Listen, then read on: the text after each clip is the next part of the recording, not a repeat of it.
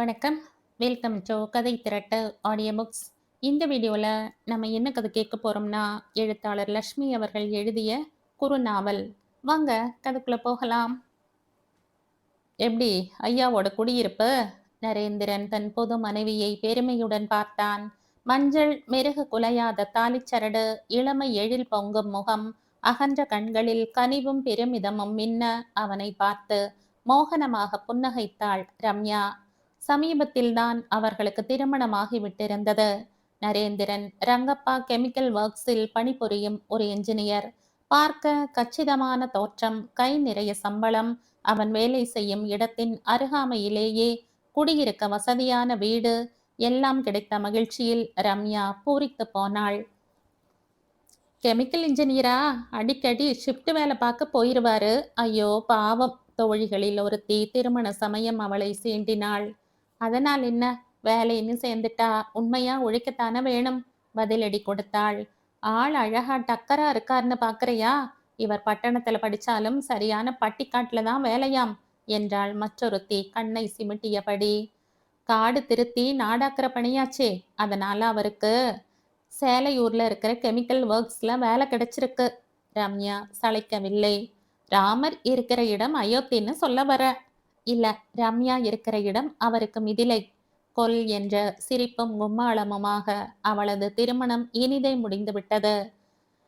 தேனிலவுக்குன்னு தனியா புறப்பட்டு போக வேணாம். நீங்க குடித்தனம் போற இடமே தனி இடம்தான், நரேந்திரனின் நண்பர் குழாம் கேலி செய்தது.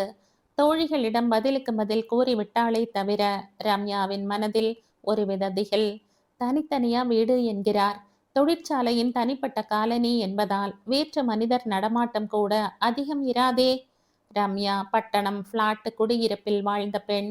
அதிலும் எதிரே உள்ள படுக்கை அறைக்கு விளக்கை போடாமல் கூட போக மாட்டாள். இருட்டை கண்டால் அவ்வளவு பயம்.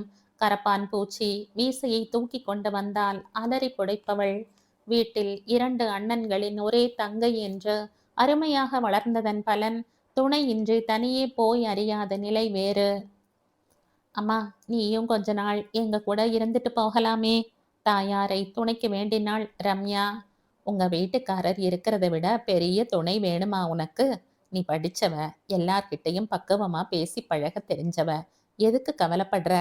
அம்மா கூறிவிட்டாள்.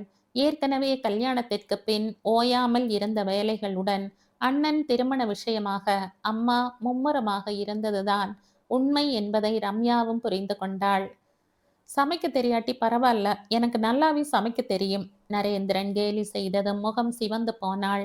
எங்க ரம்யா நல்லாவே சமைப்பா, அம்மா மகளுக்காக பரிந்து பேசினாள். ஒரு மாசம் அவ சாப்பாடு எப்படின்னு பாக்குறேன், இல்லாட்டி உங்களுக்கு கடுதாசு போடுறேன். சிரிப்பும் வேடிக்கையுமாக நரேந்திரன் புறப்பட்டான். செங்கல்பட்டு அருகில் உட்பக்கமாக வளைந்து சென்ற செம்மண் சாலை மீது அவர்களது டாக்ஸி குலுங்கியபடி சென்றது. புதுசா ரோடு போட போறாங்க. இப்பத்தானே இந்த தொழிற்சாலை ஆரம்பமாகி 2 வருஷங்களாகுது. ரோடு வந்துட்டா பக்காவா பஸ் வசதி எல்லாமே வந்துடும், மனைவியை சமாதானப்படுத்தும் தோரணையில் கூறி வைத்தான். ஒரு காலனி குடியிருப்புக்குள் அவர்கள் சென்ற டாக்ஸி விரைந்தது. ரங்கப்பா கெமிக்கல் ஒர்க்ஸ் குடியிருப்பு, சேலையூர். பளிச்சென்று வெள்ளை எழுத்துக்கள் கருப்பு நிற பின்னணியில் மின்னின. இங்க எல்லா வீடுகளுமே டூவின் ஹவுசஸ், அதாவது இரட்டை ட்வின் ஹவுசஸ், அதாவது இரட்டை வீடுகள். ஒரு காம்பவுண்டுக்குள்ள முன்பக்கம் பின்பக்கம்னு இருக்கும். நமக்கு முன்பக்கம் வீடு கிடைச்சிருக்கு. வாசல்ல தோட்டம், தென்னை, மாமரம் எல்லாம் உண்டு. தண்ணீர் வசதி மெட்ராஸை விட நல்லாவே கிடைக்கும். நரேந்திரன் மனைவியின் முகத்தை ஆவலுடன் பார்த்தபடி கூறினான். அப்ப பின்பக்கத்திலேயே பின்பக்கத்து வீட்டுல யாராச்சும் இருப்பாங்க இல்லையா? பேச்ச துணைக்கு ஆறுதலாக ஆள் கிடைத்துவிட்ட மகிழ்ச்சி அவளுக்கு. இப்பதான் ஒருத்தர் புதுசா வந்திருக்கார், அவரும் புதுசா கல்யாணமானவர். ஓஹோ, ரொம்ப வசதியா போயிட்டது, ரம்யா சிரித்து கொண்டாள். அதுதான் இல்ல, அவர் கல்யாணம் இது 3வது. ஐய, ஆமாம், அத்தோட அவர் கணக்கு பிரிவுல புதுசா வேலை எடுத்திருக்கிறவர், கொஞ்சம் ரிசர்வ்டு போல தெரியுது. ரம்யா உற்சாகம் இழந்து போனாள். இரட்டை வீடுகள் என்றதும் ஏற்பட்ட நிம்மதி இப்படி ஒரு ஜோடியுடன் குடித்தனம் செய்ய வேண்டுமே என்ற கிலேசத்தில் அடங்கி போனது. டாக்ஸி கிரீச்சிட்டு நின்றது. ஆ, இதா என்றபடி காரின் கதவை திறந்து கொண்டு முதலில் நரேந்திரன் குதித்தான். சென்னையில் இருந்து புறப்படும் போதே ரம்யாவின் அண்ணன்கள் இருவரும் ஏற்பாடு செய்து அனுப்பியிருந்த தனிப்பட்ட டாக்ஸி, பிரைவேட் டாக்ஸி ஏற்பாடு செஞ்சாச்சு. என்ன சாமான்கள் வேணுமோ கார்லயே போட்டுக்கிட்டு போயிடுங்க. போற இடம் புது இடம், வேற சாமான்கள் வாங்க அலைய வேணாம் என்று எச்சரித்திருந்தனர். காரின் டிக்கியில் வைக்கப்பட்டிருந்த பெரிய அட்டை பெட்டிகளை டிரைவர் இறக்கி வைத்தார். தொழிற்சாலை நிர்வாகத்தினரால் வீட்டில் கட்டில், சோஃபா, திரைச்சீலை போன்ற வசதிகள் இருந்து விட்டிருந்தன. சிறு குழந்தையைப் போல ஓடி ஓடி வீடு முழுவதும் வந்தாள் ரம்யா. 2 படுக்கை அறைகள், தன்னந்தனியே குளியலறை, கழிவறை வசதிகள், முன்னறை, தரை மொசைக் பளபளப்பில் சுத்தமாக தெரிந்தது. கண்ணுக்கு குளிர்ச்சியான பச்சை வண்ணம், லேசாக பூசப்பட்ட சுவர்கள், ஜன்னல்களை மறைத்து நின்ற பச்சை நிற திரை சீலைகள், முன்னறையில் பிரம்பால் பின்னப்பட்ட சோஃபா செட். ரொம்ப நல்லா இருக்கு வீடு. சாமான் பெட்டிகளை உள்ளே வைத்து கொண்டிருந்த கணவனிடம் ஆர்ப்பரித்தாள் ரம்யா. சமையலறையை பார்த்தா அசந்து போயிடுவ. டாக்ஸியை அனுப்பிவிட்டு உள்ளே வந்தபடி கூறினான் அவன். உண்மையாகவே கச்சிதமாக இருந்தது சமையலறை. அழகான மேடை, சுவரில் பாத்திரங்கள் வைக்க வசதிகள், வலை பீரோ, பளிச்சென்ற வெள்ளை சுண்ணாம்பு பூசப்பட்டிருந்தது. பார்த்தாலே சமைச்சுடணும்னு ஆசை வருது என்றாள் ரம்யா. ஆசை வந்தா போதுமா, சமைக்கணுமே என்றவன். இத பாரு, தண்ணீர் வருகிற இடம். இதுதான் ஆட்டுக்கள், அம்மி. ஓ, இதெல்லாம் உனக்கு தேவையில்லையே, மிஷின்ல அரைக்கிறவளாச்சே. உல்லாசமாக அவளை பார்த்தான் நரேந்திரன். நரேந்திரன் வீட்டிற்கு ஒரே பிள்ளை. தாயார் இல்லாத காரணத்தால் அவன் தகப்பனார் மகன் திருமணம் முடிந்ததும் வெளியூர் புறப்பட்டு விட்டிருந்தார். எங்க அப்பா ஏன் சேத்ராடனம் புறப்பட்டு போயிட்டார் தெரியுமா? மருமகள் கையால சாப்பிட பயந்துகிட்டு. அவள் வாயை கிண்டினான் நரேந்திரன். மாமா திரும்பி வர்றதுக்குள்ள எப்படி அருமையா சமைக்கிறேன் பாருங்க, சவாலாக கூறினாள் ரம்யா. ஆமா, இது என்ன இன்னொரு குளியலறையா? கேட்டபடி சமையலறையின் வெளிப்புறம் இருந்த கதவருகில் ஓடினாள் அவள். அது ஆ அது பின்பக்கத்து வீட்டு மனுஷங்க குளியலறை ஜன்னல். அங்க போயிடாத. அவசரமாக தடுத்து நிறுத்தினான் நரேந்திரன். வீட்டு வேலைகளில் உதவ பொன்னாத்தா என்ற வயோதிக பெண்மணியை நரேந்திரன் அமர்த்தி விட்டிருந்தான்.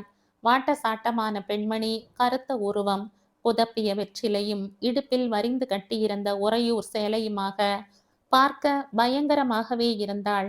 ஆனால் பேச்சில் கனிவு நிறைய இருந்தது. ஏமா, ரொம்ப சின்ன பொண்ணா இருக்கியே, யாராச்சும் பெரியவங்க கூட வந்திருக்க கூடாது என்று ஆரம்பித்தாள். அவருக்கு வீட்டுல பெரியவங்க யாரும் இல்ல. எங்க அம்மாவுக்கு வர வசதிப்படல. ரம்யா முறுவலித்து விட்டு சமையல் அறைக்குள் நுழைந்தாள். அக்கம் பக்கம் சிநேகிதக்காரங்க யாராச்சும் இருந்தா பரவாயில்ல. இங்க இழுத்தபடி அவளை பார்த்துவிட்டு, சிறுசுகிட்ட இப்பவே சொல்லி பயமுறுத்துவானேன்? ஒரு மிரட்டலான தொனியில் கூறினவள் வெற்றிலை சாறு உமிழ்ந்தாள். பொன்னாத்தா, நீ என்ன சொல்ற? மிரட்சியுடன் கேட்டபடி அருகே வந்தாள் ரம்யா. பொன்னாத்தா மெல்ல அங்கும் இங்கும் ஒரு முறை பார்த்தாள். பிறகு அடிக்குரலில் எச்சரிக்கையாக, உங்கிட்ட உங்க வீட்டுக்காரர் ஒண்ணுமே சொல்லலையா என்றாள். என்ன சொல்ற? ரம்யா மிடற விழுங்கினாள். பக்கத்து வீட்டுல குடியிருக்கிற மனுஷன். அவள் குரல் கிசு கிசுவாக மெலிந்தது. இவரோட ஆபீஸ்ல இருக்கிறதா சொன்னாரே. இருக்கட்டுமே, மனுஷன் பெரிய மந்திரவாதியாம். பேய் பிசாசு ஓட்டுற ஆசாமின்னு சொல்லிக்கிறாங்க. பேயா? கிலியுடன் அவளை பார்த்தாள் ரம்யா. ஆமாம்மா, அவங்க வீட்டுல யாரையும் உள்ள விடமாட்டாரு. சதா பயங்கர சத்தம் கேட்கும். பொன்னாத்தா வெற்றிலை காவி ஏறிய பற்களை காட்டியதும் நடுங்கி போனாள் ரம்யா. இப்பதான் கல்யாணம் கட்டிக்கிட்டு வந்ததா சொன்னாங்க. சந்தேகம் ஒலித்தது அவள் குரலில். ஏமா, மந்திரம் போடுறவங்க கல்யாணம் செய்துக்க கூடாதா என்ன? பொன்னாத்தா முகத்தில் ஏளன புன்னகை படர்ந்தது. பொன்னாத்தா, அனாவசியமா யாரோ எதையோ சொன்னாங்கன்னுட்டு வீணா பொருளையை கிளப்பாத. ரம்யா சிறிது துணிவுடன் பேசினாள். இல்லம்மா, அவர் இந்த வீட்டுக்கு வந்து 3 மாசம் ஆகுது. இது வரைக்கும் யாரும் உள்ள போனதில்ல. ராவில அங்கிருந்து என்னென்னவோ சத்தம் கேக்குதுன்னு சொல்றாங்க. நீ சின்ன வயசு, திடீர்னு சத்தம் கேட்டா பயந்துக்கு போறேன்னு சொல்லி வச்சேன், அவ்வளவுதான். பொன்னாத்தா வேலையை முடித்து விஷயத்தையும் பற்ற வைத்து விட்டு போய்விட்டாள். ரம்யாவின் மனதில் விவரிக்க இயலாத பயம் எழுந்தது. ஒருவேளை வீண் வதந்தியாக கூட இருக்கலாம். பூஜை புனஸ்காரம் என்று இருப்பவராக இருக்கக்கூடும். அனாவசிய பதட்டம் எதற்காக அடைய வேண்டும்? மனதை சமாதானப்படுத்தினாள். அதே சமயம் பக்கத்து வீட்டில் இருக்கும் அந்த மனிதர் யார், எப்படிப்பட்டவர் என்ற விவரங்களை அறியவும் ஆவலில் அவள் தவித்து போனாள். இயல்பாகவே பிறர் விஷயத்தில் தலையிடும் சுபாவம் படைத்தவள் அல்ல. ஆனால் பிறர் கதை பேசும் அளவிற்கு பிரபலமடைந்து விட்ட அந்த மனிதரை பார்க்கும் ஆவல் அவளிடம் மெல்ல தலை தூக்கியது. ஆனால் எப்படி பார்ப்பது? அவள் கணவனது அலுவலகத்தாரால் அந்த காலனிக்குள்ளேயே ஒரு பொழுதுபோக்கு சங்கம் இருப்பதாக அறிந்து வைத்திருந்தாள். நாடகம், வாரம் ஒரு சினிமா என்று மட்டுமின்றி பல்வேறு போட்டிகள் நடத்துவார்கள் என்றும் நரேந்திரன் கூறியிருந்தது நினைப்பு வந்தது. இந்த காலனிவாசிகளின் முகங்களை அங்கே பார்க்கலாமே என்று பொங்கி எழுந்த ஆவலுடன் பக்கத்து வீட்டுக்காரர் மனைவியின் பரிச்சயமும் கிடைக்குமே என்ற ஆறுதலும் வந்தது. அன்று மாலை அலுவலகத்தில் இருந்து திரும்பிய கணவனுக்கு சூடு பறக்கும் ஆவியுடன் சுவையான காஃபியும் சுட சுட பூரி உருளைக்கிழங்கையும் பரிமாறியபடி கேட்டாள். ஏங்க, உங்க ஆபீஸ் பொழுதுபோக்கு சங்கத்துல எல்லாரும் அங்கத்தினர்கள் தானே? மனைவியின் மதிமுகத்தை ஆவலுடன் பார்த்தவன் புன்னகைத்தான். வேணுமோ வேண்டாமோ அத்தனை பேர் மாத சந்தா கொடுக்கணும். உனக்கு பொழுது போகாட்டி பிற்பகல் மாலை எப்போது வேணுமானாலும் போய் ஏதேனும் கேரம் டென்னிஸ் விளையாடு, அரட்டை அடி, நிறைய பெண்கள் வராங்க. அப்ப பக்கத்து வீட்டுக்காரர் மனைவி கூட வருவாங்க இல்லையா? யாரு, கிருஷ்ணப்பா மனைவியா? கேட்டுவிட்டு குலுங்க குலுங்க சிரித்தான் அவன். எதுக்கு சிரிக்கிறீங்க? வியப்புடன் கேட்டாள் ரம்யா. அவர் சரியான கட்டுப்பட்டி, சதா பூஜை பூஜைன்னு அலையிற மனுஷன். பாவம், அவர் மனைவி சின்ன வயசுதானே. கணவனுக்கு விருப்பம் இல்லாததை மனைவி செய்ய மாட்டாளே. அந்த வேலைதான் எங்கிட்ட நடக்காது. கணவன் மனைவி 2 பேரும் பூரண சுதந்திரமா இயங்கணும், தெரிஞ்சுக்கங்க. ரம்யாவின் கண்களில் குறும்பு மின்னியது. அம்மா தாயே, நான் சொல்ல வந்த நியாயம் அடுத்தவங்களுக்கு, உனக்கில்ல. கைகளை கூப்பி நடுங்குவது போல அபிநயித்தான் நரேந்திரன். கொல்லென்ற சிரிப்புடன் தம்பதிகள் மாலை பொழுதை கழித்தனர். சிறிது நேரத்தில் பூரண நிலவின் வட்ட வடிவமான தோற்றம் மெல்ல எழும்பி வான வீதியில் உலாவர துவங்கியது. தன் நின்ற காற்று, அமைதியான இரவு. அருகே நரேந்திரன் அமர்ந்திருக்க ரம்யா சாப்பாட்டை முடித்து கொண்டாள். எல்லாத்தையும் அப்படியே போட்டு வை, காலையில பொன்னாத்தா வந்து சுத்தம் செய்திடுவான். சும்மா ஒரு வாக்கிங் போகலாமா என்றான் நரேந்திரன். இருட்டி போயிட்ட பிறகா? பயத்துடன் கேட்டபடி சமையலறை கதவை மூட புறப்பட்டாள் அவள். நிலாக்கா, இது நான் இருக்கன் துணைக்கு. இந்த காலனிக்குள்ளார எவனும் வர முடியாது. ஆமாம், சவாலாக கூறியபடி மனைவிக்கு உதவ முற்பட்டான் அவன். அது சமயம் திடீரென அந்த அலறல் கேட்டது. தேகம் முழுதும் கிளியால் நடுங்க வெடவெடத்து கணவனை கெட்டியாக பிடித்து கொண்டாள் ரம்யா. அந்த அலறல் ஒரு நாயின் ஊளை போலவும் பெண்ணின் கதறலை போலவும் அதே சமயம் பயங்கர பேய் சிரிப்பை போலவும் தொடர்ந்து கேட்டது. நரேந்திரனும் அச்சத்துடன் மனைவியை அணைத்தபடி முன்னரை பக்கம் வந்தான். 5 வினாடிகளில் அந்த அலறல் மாறி ஒரு பெண்ணின் அழும் குரலா அல்லது ஒரு பூனையின் அவலக்குரலா என விளங்க முடியாத அளவுக்கு ஒலித்தது. தம்பதிகள் ஒருவரை ஒருவர் பிடித்தபடி முன்னரை சோஃபாவில் அமர்ந்திருந்தனர். ரம்யாவின் முதுகு தண்டினுள் பயம் சில்லிட்டது. நாக்கு குளற, பொன்னாத்தா சொன்னது போல பேய் ஓட்டுறாரா என்றாள். நரேன் அதிர்ச்சியுடன் மனைவியை பார்த்தான். கடந்த 1 வார காலமாகவே ரம்யா சமையல் அறைக்குள் தக்க துணையின்றி வேலை செய்ய மறுத்துவிட்டாள். பொன்னாத்தா வந்த பிறகுதான் சமையல் அறைக்குள் நுழைவேன் என்ற பிடிவாதமும் அவளை அறியாத ஒருவித அச்சமும் அவளை பீடித்து விட்டிருந்தன. எங்கேயோ நாய் ஊளையிடுது, பயப்படாத என்று அன்றைய இரவு மனைவியை சமாதானப்படுத்தினான் நரேந்திரன். இருப்பினும் அவன் மனதின் உள்ளும் ஒருவித சஞ்சலம். அந்த மனிதர் கிருஷ்ணப்பாவை அடிக்கடி என்றில்லாவிடனும் அலுவலகத்தில் எப்போதேனும் பார்ப்பதுண்டு. மனுஷன் ஒரு மாதிரி ஆளு, யார்கிட்டையும் பேச்சு வச்சுக்கிறது இல்ல என்றார் சக ஊழியர் ஒருத்தர். போயும் போயும் இந்த உம்மனா மூஞ்சி மனுஷனா உன்னோட இரட்டை வீட்டு பின்பக்கத்துல குடியிருக்கார், பாவம் நீ, மற்றொருவர் அனுதாபப்பட்டார். நமக்கென்ன வந்தது, அவர் அலுவலகத்துல வேலையை ஒழுங்கா செய்யறார், நம்மளை போல அரட்டை அடிக்கிறதில்ல. அவர் குடும்ப விஷயம், அவரது தனிப்பட்ட உரிமை, நரேந்திரன் பரிந்துரைத்தான். அவரோட 3வது மனைவி ரொம்ப அழகியாம், அதனாலதான் அவர் மத்தவங்க கிட்ட நெருங்கி பேச பயப்படுறாரோ? வெடிச்சிரிப்பு பரவியது. நரேந்திரனுக்கு அத்தகைய உரையாடலில் விருப்பம் இல்லை. ஒருவேளை வயதானவருக்கு வாழ்க்கைப்பட்டோம் என்று அவரது இளம் மனைவிக்கு தோன்றக்கூடாது என அவர் நினைப்பதில் தவறு ஏதும் இல்லையே. ஆனால் மனைவியை விரும்பி ஏற்ற பிறகு அவள் மீதே சந்தேகப்பட்டால் தாம்பத்திய வாழ்க்கை நரகமாகி விடாதா? ஒரு சமயம் தனது சம்பள பட்டியலில் கையெழுத்திட கணக்கு பிரிவிற்கு போயிருந்தான் நரேந்திரன். இவர்தான் புதுசா வந்திருக்கிற தலைமை கணக்கர் மிஸ்டர் கிருஷ்ணப்பா. அறிமுகத்தின் போது அவரை பார்த்தான். கோதுமை நிறம், தலைமுடி லேசாக நரைத்திருந்தது. கண்கள் வட்டமாக பார்ப்பவரை ஊடுருவும் தன்மையுடன் இருந்தது. தடித்த உதடுகளில் ஒரு புன்னகை. அது இயற்கையா செயற்கையா என விபரம் காண முடியாத வகையில் பூத்திருந்தது. நல்ல உயரம், தேக்கு மர பளபளப்பு உடலில், கூர்மையான மூக்கு, கழுகின் மூக்கைப் போல கொஞ்சம் வளைவாக. அசப்பில் சரித்திர பாடங்களில் காணப்படும் கிரேக்க வீரனை போன்ற முகச்சாயல். அவர் அதிகம் பேசாத காரணம் மொழி பிரச்சனையாக கூட இருக்கலாம். நமஸ்காரமோ, நீங்க மிஸ்டர் நரேந்திரனு చాలా சந்தோஷம். இப்படி ஒரு கையெழுத்து. அதே, அவ்வளவுதான். வார்த்தை பரிமாற்றம் நடைபெற்றது. நரேந்திரனிடம் தொழிற்சாலையில் வேலை செய்யும் என்ஜினியர் ஏகாம்பரம் ரகசியமாக கிசுகிசுத்தான். காட்டா மாதிரி இருக்கார் இந்த மனுஷன்.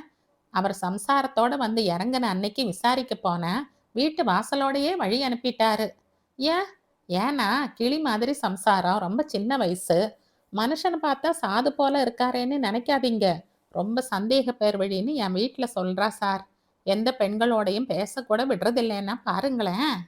நரேந்திரனின் ஆவல் அவனையும் அறியாமல் முந்திக் கொண்டது. அப்படி எதுக்கு பயப்படணும்? எல்லாருக்கும் மனைவி, குழந்தை, குடும்பம் இருக்குதில்ல. என்னவோ சார், ஒருத்தர் ஒவ்வொரு கதை சொல்றாங்க. ஒரே குழப்பமா இருக்குது கேட்க.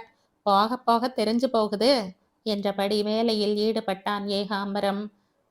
அவனையும் மீறி கிருஷ்ணப்பாவின் செய்கை நரேந்திரனது மனதினுள் பூதாகரமாக உருவெடுத்து விட்டிருந்தது. பௌர்ணமி நிலவின் இரவில் கேட்ட அந்த அலறல், ஊளையிட்ட ஒலி, அப்பப்பா, இப்போது நினைத்தாலும் அவன் நெஞ்சை பிளந்து விடுவது போல நடுங்கியது. அவனே அச்சத்தினால் ஆடி போய்விட்டான் என்றால் ரம்யாவை பற்றி கேட்க வேணுமா? முதல்ல இந்த வீட்டை விட்டு வேற எங்கேயாச்சும் மாத்திக்கிடலாம். நீங்க வேற அடிக்கடி ஷிஃப்ட் டியூட்டிக்கு போயிடுவீங்க. ராத்திரி நேரம் தனியா இருக்க என்னால முடியாது. அழ ஆரம்பித்தாள் பயத்துடன். அன்னைக்கு ஏதோ சத்தம் கேட்டுச்சு. வெறும் நாய் ஊளையா இருக்கலாம்னு சொன்னேன். இதுக்கெல்லாம் போய் நீ பயப்படலாமா? ஆறுதல் கூறினான். ஆஹா, உங்க ஆபீஸ்ல கேட்டு பாருங்க. இந்த மாதிரி சப்தம் எல்லாம் கேட்டா நான் உயிரோடையே இருக்க மாட்டேன். பயமுறுத்தலுடன் முடித்து விட்டாள் ரம்யா. பொன்னாத்தாவை நீண்ட நேரம் துணையாக நிறுத்தி வைப்பது இயலாத காரியம். ஏனெனில் அந்த காலனி வாசிகளில் பெரும்பாலோர் வீடுகளில் அவள் உதவி தேவைப்பட்டது. அத்துடன் ஒரு சில மணி நேரங்கள் மட்டுமே அவளால் நிற்க இயலும். நேரமானால் அவள் வேறு வீட்டு வேலைகளுக்கு பறந்து விடுவாள். ஏமா, அடுத்த தெரு பங்கஜம் வீட்டுல துணி துவைக்காம வந்துட்ட, இப்ப வந்துடுறேன் என்பாள். பிறகு வருவது என்பது அவளது ரத்தத்தில் இல்லை. ரம்யா வேலைகளுக்கு அஞ்சுபவள் அல்ல. ஆனால் அச்சம் அவளது பிறப்புரிமையாக போய்விட்டிருந்தது. கரப்பான் பூச்சி முதல் தெருவில் ஓடி வரும் மாடுகள் வரை பயந்து நடுங்குவாள். மகிழ்வுடன் துவங்க வேண்டிய இல்லறம், இனிமையும் சுவையுமாக வாழ வேண்டிய இளமை, எதற்காக அச்சமும் படபடப்புமாக கழிக்க வேண்டும்? பல்வேறு எண்ணங்கள் அவனை அலைக்கழிக்க வீட்டு வசதி வாரியத்தின் பகுதிக்குள் நுழைந்தான். ஹலோ மிஸ்டர் நரேந்திரன், எங்க இந்த பக்கம்? அவர்களது பொழுதுபோக்கு சங்கத்தின் தலைவரும் காரியதரிசியும் நின்று கொண்டிருந்தனர். ஹலோ, நீங்க எங்க? நரேந்திரன் பதிலுக்கு கேட்டு வைத்தான். குடும்பத்தினருக்காக என்ற அடிப்படையில் அவனுக்கு உடனடியாக வீடு ஏற்பாடு செய்தவர்கள் அவர்கள் இருவரும். நம்ம சங்கம் நடத்த போற ஆண்டு விழாவுக்கு நிறைய போட்டிகள் வச்சிருக்கோம். பெண்களுக்கு ரங்கோலி போட்டி கூட உண்டு. நீங்க நிச்சயம் உங்க மனைவியோட வந்து கலந்து கொள்ளணும். நோட்டீஸ் அனுப்பி வைக்கிறோம் என்றார் தலைவர். அதுக்கென்ன, கட்டாயமா கலந்து கொள்கிறோம் என்றபடி உள்ளே செல்ல முயன்றான். வீட்டு வசதி பக்கம் வந்திருக்கீங்க. ஏதாச்சும் தண்ணீர் குழாய் சரியில்லையா? இல்லாட்டி குளியலறை கதவு உடைஞ்சு விழுந்துட்டதா? காரியதரிசி கேட்டார். என்னமோ ஒரு கான்ட்ராக்டர் பணத்தை வாங்கிக்கிட்டு இஷ்டம் போல கட்டிவிட்டார். ஒரே வீட்டுக்கு 2 பக்கம், முன்பக்கம் பின்பக்கம்னு. இதுல வேடிக்கை என்னன்னா, பக்கத்து வீட்டுக்காரர் கூட பேசணும்னா அடுத்த தெருவுக்கு போகணும். இல்லாட்டி பாத்ரூம் ஜன்னல் வழியா சம்பாஷிக்கணும். உரக்க சிரித்தார் மற்றவர். நரேந்திரன் சங்கடத்துடன் நெளிந்தான். தனது அச்சத்தை பற்றி காரணம் காட்டினால் அவர்கள் எள்ளி நகையாடலாம். என்னையா இது? பௌர்ணமி ராத்திரியாம், அலறலாம், சுத்த பேத்தல். எத்தனை பேர் இப்படி கதை கட்டிவிட கிளம்பி விட்டுருக்கீங்க என்று கேட்டுவிட்டால் தயக்கமாக ஆரம்பித்தான். என் மனைவிக்கு அந்த வீடு அத்தனை பிடித்தமாக இல்லை. வேறு எங்காவது மாற்றிக்கொள்ளலாமா என்று முயற்சிக்கிறேன். காரியதரிசி அவசரமாக, நல்ல வேளை, நீங்க உள்ளார போகல. அப்படி எதையும் சொல்லிடாதீங்க. இப்ப வரிசை கிரமப்படி வீடு குடுத்துருக்காங்க. நீங்க இத வேண்டாம்னுட்டா வேற யாராச்சும் தட்டிக்கிட்டு போயிடுவாங்க. அப்புறம் நீங்க என்ன செய்வீங்க? பேசாம இருங்க நரேந்திரன் என்றார் மற்றவர். நரேந்திரன் வெற்றிகரமாக பின்னடைந்தான். மேற்கொண்டு பேசியபடி வீடு வந்து சேரும் வரை அவனை எதுவும் பாதிக்கவில்லை. ஆனால் வீட்டின் முன் பக்க கேட்டை திறந்ததும் அவனை கவலை பிடித்து கொண்டு விட்டது. பெருமூச்சுடன் சுற்றிலும் நின்று பார்த்தான். எதிரே இரட்டை வீடுகளாக வரிசையாக நின்றன. சுற்றிலும் செடிகளும் மரங்களுமாக காம்பவுண்டு சுவர்கள். ஓடிப்போய் எதிர் வீட்டாருடன் பேச வேண்டும் என்றால் 20 அடி தாண்டி செல்ல வேண்டும். பின்பக்கம் இருப்பவரை பற்றி சொல்லவே வேண்டாம். இரு பக்கமும் இருக்கும் அக்கம் பக்க வீடுகள் சற்று தள்ளித்தான் இருந்தன. எந்த வகையிலும் ரம்யாவின் பயத்தை போக்க அவற்றின் அருகாமை உதவ முடியாது. அத்துடன் அவன் தங்கின வீட்டில் முன்பு தங்கியிருந்த குடும்பத்தார் படு சோம்பேறிகளாக இருந்திருக்க வேண்டும். மல்லிகை செடி கவனிப்பு இன்றி மண்டி கிடந்தது. முட்செடிகளும் குரோட்டன்ஸ் இலைகளும் பின்னி பிணைந்து கிடந்தன. தென்னை மரத்தின் மட்டைகள் விழுந்து விடுவோம் என்பது போல காய்ந்து ஆடிக்கொண்டிருந்தன. அடடே, இதையெல்லாம் நாம் ஏன் ஆரம்பத்திலேயே பார்க்கவில்லை? தோட்டத்தை துப்புரவாக கொத்தி செப்பனிட வேண்டும். எண்ணமிட்டபடி வாயில் பக்கம் வெளியேறினான். இரட்டை வீடுகளையும் பக்கவாட்டில் குறுக்கு சுவர்கள் வைத்து தடுத்திருந்தார்கள். அதில் ஒரு பக்கம் சுவர் பல் விழுந்த கிழவனைப் போல பல்லை இழித்து கொண்டிருந்தது. என்ன வாசப்பக்கமே ஆராய்ச்சி செய்துகிட்டு இருக்கீங்க? கேட்டபடி வெளியே வந்தாள் ரம்யா. மாலை நேர மஞ்சள் வெயில். அவள் கட்டியிருந்த சிவப்பு நிற வங்காள நூல் சேலை கவர்ச்சியாக தெரிந்தது. மிதமான ஒப்பனையில் ஒயிலாக நின்ற மனைவியை பார்த்தவன் தன் கவலையை மறந்தே போனான். ஆராய்ச்சி இல்ல, பாரதியார் பாடினதை நினைச்சு கொண்டே முறுவலித்தான் நரேந்திரன். 10 12 தென்னை மரமும் காணி நிலமும் கேட்டதா? ரம்யா இடக்காக கேட்டாள். பரவாயில்லையே, பாரதியாரை பத்தி தெரிஞ்சு வச்சிருக்க. அத சொல்லல, பாட்டு கலந்திடவே அங்கே ஒரு பத்தினி பெண் வேணும்னு சொன்னாரே, அதை நினைத்து கொண்டேன். முதல்ல உள்ள வந்து கை கால் கழுவிட்டு பலகாரம் சாப்பிடவே ஒரு பத்தினி பெண் வேணும்னு பாடுங்க. கேலி செய்தபடி உள்ளே திரும்பினாள் ரம்யா. சிறிது பொழுதில் வெண்பொங்கலும் தேங்காய் சட்னியும் காஃபியுமாக ஒரு பிடி பிடித்தான் நரேந்திரன். போற போக்கு பார்த்தா இப்படியே சாப்பிட்டு சாப்பிட்டு இந்த வீட்டு வாசப்படியையே பெயர்த்து எடுக்கிற நிலை வந்துட போகுது என்றான் உற்சாகமாக சிரித்தபடி. வாசல் படினதும் நினப்பு வருது. அன்னைக்கு பக்கத்து வீட்டு குளியலறை கதவுன்னு சொல்லல, அந்த வாச கதவுல ஒரு பலகை கீழே விழுந்துடுச்சுங்க. நான் எதுவுமே செய்யல. பின்பக்கம் கை கழுவ போன போது தடால்னு சத்தம். நடுங்கி போயிட்டேன். ரம்யாவின் கண்களில் அச்சம் தெரிந்தது. பொன்னாத்தாவை கூப்பிட்டு பார்க்க சொல்றதுக்கு என்ன? பரிவுடன் கேட்டான் அவன். அவ சமயம் பார்த்து வீட்டுக்கு போயிட்டா. அவகிட்ட போய் என் பயத்தை காட்டிக்க விரும்பல. அதனால பகல் நேரம்தானே, என்ன பயம்னு இருந்துட்டேன். பிற்பகல் 1 மணி இருக்கும். சாப்பிட்டுட்டு கை கழுவ போன இப்படி ஆயிடுச்சு. அப்படியே உள்ள ஓடி வந்துட்டேன். அப்புறம் என்ன ஆச்சு? எப்படியோ தைரியத்தை வரவழைச்சுக்கிட்டு மெல்ல பின்பக்கம் போனேன். கதவுல ஒரு பலகை ஆணியில இருந்து இத்து போய் விழுந்திருக்கு. எப்படியாச்சும் வச்சிடலாம்னு எடுத்து மாட்ட போனேன். அப்போ அவளது கண்களில் வியப்பு. நரேந்திரன் குழப்பத்துடன் மனைவியை பார்த்தான். அவளது முகத்தில் ஒரு விதமான பரவசம். கணவன் அருகில் குனிந்து ரகசியமான குரலில், அந்த உடஞ்ச கதவு வழியா தற்செயலா பார்த்தேன்.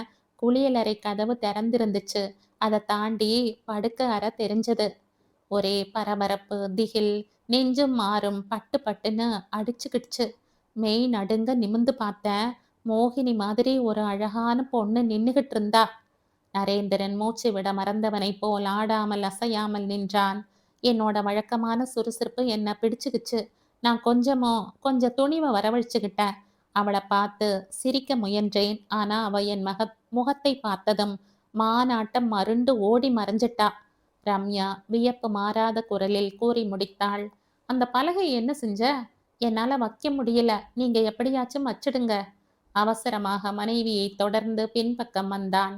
கிருஷ்ணப்பா, கணக்கு பகுதியிலிருந்து வீடு திரும்ப இன்னும் 1 மணி நேரமாவது ஆகும் என்பதை அவன் தெரிந்து கொண்டிருந்தான். வேகமாக சுத்தியல் ஆணியுடன் கதவருகில் சென்றவன் சட்டென தலையை தூக்கினான். எதிரே தெரிந்த அறையின் முன்பக்கம் ஒரு தந்த சிலை நின்றிருந்தது. வாடிப்போன முகம், மலங்க மலங்க விழிக்கும் 2 விழிகள், கலைந்த கூந்தல். அவன் முகத்தை கண்டதும் அலறப்போனாள் அவள். சட்டென பலகையை மறைத்து ஆணியை அறைந்தான். மனதிலும் அந்த மிரண்டு நின்ற பெண்ணின் தோற்றம் ஆணி அறைந்தாற் போல பதிந்து போயிற்று. அன்றிரவு இருவரும் தூங்கவே இல்லை. கிருஷ்ணப்பாவை பற்றிய அலுவலக நண்பர்கள் தெரிவித்த தகவல்களை மனைவியிடம் சொல்லிக் கொண்டிருந்தான் நரேந்திரன். அவன் கூறியதை கவனமாக கேட்டுவிட்டு பின் ரம்யா கூறினாள். பொன்னாத்தா சொன்ன கதை வேற மாதிரி இருந்ததே. வேற கதையா? அது என்ன? அந்த பெண்ணுக்கு சித்த பிரம்மையாம்.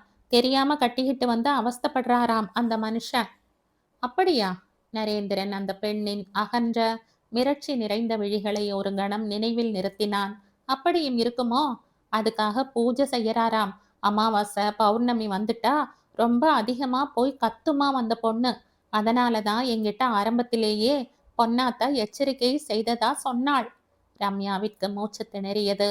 ஆமா, இப்ப அமாவாசை எப்ப வருது? திடீரென கேட்டான் நரேந்திரன். ஏன், நாளைக்குத்தான்? அவள் விளங்காமல் கேட்டாள். அட கடவுளே, நாளைக்கு எனக்கு இரவு நேர ஷிஃப்ட். ராத்திரி 10 மணிக்கு கெமிக்கல் பிளான்ட் பக்கம் போனா காலை 6 மணிக்குத்தான் திரும்புவேன். ஐயையோ! ரம்யா பயத்தால் விரைக்கலானாள். நான் தனியா எப்படி? அவள் அழ ஆரம்பித்தாள். கடவுளை ஆபத் பாந்தவன் என்று சொல்வதை அவள் கேட்டிருக்கிறாள். ரம்யா விஷயத்தில் உண்மையிலேயே கடவுள் அருள் பாலித்து விட்டார் என்றுதான் கூற வேண்டும். இல்லையேல் செங்கற்பட்டில் நடந்த ஒரு நிகழ்ச்சிக்கு வந்திருந்த சாரதா அம்மையார் இவளை தேடி இவர்களது குடியிருப்புக்குள் வரவேண்டிய தேவை என்ன? காலையில் அலுவலகத்திற்கு போக வேண்டிய அவசியம் இல்லாததால் நரேந்திரன் மண்வெட்டியும் கடப்பாறையுமாக தோட்டக்கலையில் இறங்கியிருந்தான். தரையை செப்பனிட்டு பாதைகளை ஒழுங்கு செய்துவிட்டு நிமிர்ந்த போது வாயில் கேட் அருகில் ஒரு டாக்ஸி வந்து நின்றதை பார்த்தான். வியப்புடன் மண்வெட்டியை கீழே போட்டுவிட்டு வெளியே வந்தான். தோ வராரே மருமக பிள்ளை, இந்த வீடுதான். சரியா விலாசம் கண்டுபிடிச்சிட்டேன். நன்றி. படபடவென கூறி டாக்ஸியில் உள்ளவர்களை வழி அனுப்பிவிட்டு சாரதா தோளில் தொங்கிய கனத்த தோள் பையுடன் வாயில் கேட்டை திறந்தாள். ரம்யா எப்படி இருக்கா? கேட்டபடி உரிமையுடன் உள்பக்கம் நடந்தாள் அந்த அம்மாள். நீங்க? அவன் முடிக்கும் முன், நான் தான் சாரதா. ரம்யா என் தோழியோட மகள். என்னை வேடிக்கையா அத்தைன்னு ரம்யா கூப்பிடுவா. உங்க கல்யாணத்தின் போது நான் வரவேற்பில் நின்னுகிட்டு இருந்தனே. சாரதா உற்சாகமாக சிரித்தாள். நரேந்திரனுக்கு நினைப்பு வந்தது. சமூக சேவகி சாரதா அம்மையார் என்று. அவனிடம் அந்த அம்மாளை அறிமுகம் செய்தாள் ரம்யா. அவ சும்மா சொல்றாப்பா. ஊர் வம்புல போய் வீணா தலையிட்டுக்கிட்டு அவதிப்படுற பிறவி நான். அதுக்கு பேரு சமூக சேவை இல்லை, சமூக வம்பு. பலமாக சிரித்தது நினைவிலே நின்றது. எனக்கு பொழுது போகணும் இல்ல.